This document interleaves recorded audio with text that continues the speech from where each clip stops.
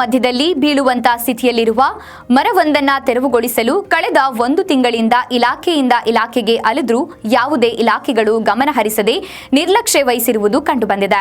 ಹೌದು, ಚಳ್ಳಕೆರೆ ನಗರದ ಹಳೆ ನಗರದ ಸರ್ಕಾರಿ ಹಿರಿಯ ಪ್ರಾಥಮಿಕ ಶಾಲೆಯ ಆವರಣದಲ್ಲಿ ಕಳೆದ 1 ತಿಂಗಳಿಂದ ಆವರಣದ ಮಧ್ಯದಲ್ಲಿ ತುಂಬಾ ಹಳೆಯದಾದ ಬೃಹತ್ ಗಾತ್ರದ ಮರವೊಂದು 2 ಭಾಗವಾಗಿ ಬೀಳುವಂತ ಸ್ಥಿತಿಯಲ್ಲಿದೆ. ಇನ್ನು ಆ ಮರದ ಸಮೀಪದಿಂದ ಶಾಲಾ ಕೊಠಡಿಗೆ ತೆರಳುವ ಅನಿವಾರ್ಯ ಇಲ್ಲಿನ ಶಾಲಾ ಮಕ್ಕಳಿಗೆ ಹಾಗೂ ಶಿಕ್ಷಕರಿಗೆ ಬಂದಿದೆ.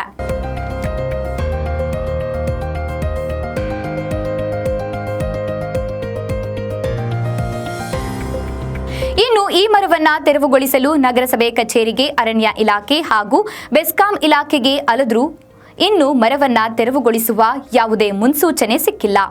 ಇನ್ನು ಶಾಸಕ ಟಿ ರಘುಮೂರ್ತಿ ಅಧ್ಯಕ್ಷತೆಯಲ್ಲಿ ನಗರಸಭೆ ನಡೆದ ಅಧಿಕಾರಿಗಳ ಪ್ರಗತಿ ಪರಿಶೀಲನಾ ಸಭೆಯಲ್ಲಿ ನೂತನವಾಗಿ ಸದಸ್ಯರಾಗಿ ಆಯ್ಕೆಯಾದ ಶಿಲ್ಪಾ ಮುರಳೀಧರ್ ಅವರು ಮೊದಲ ವಾರ್ಡ್ ಸಮಸ್ಯೆಯಾಗಿ ಶಾಲಾ ಆವರಣದಲ್ಲಿರುವ ಬೃಹತ್ ಗಾತ್ರದ ಹಳೆಯ ಮರವನ್ನ ತೆರವುಗೊಳಿಸಿ ಶಾಲಾ ಮಕ್ಕಳಿಗೆ ಆಗುವಂತಹ ತೊಂದರೆಯನ್ನ ತಪ್ಪಿಸಿ ಎಂದು ಸಭೆಯಲ್ಲಿ ಗಮನ ಸೆಳೆದಿದ್ದಾರೆ.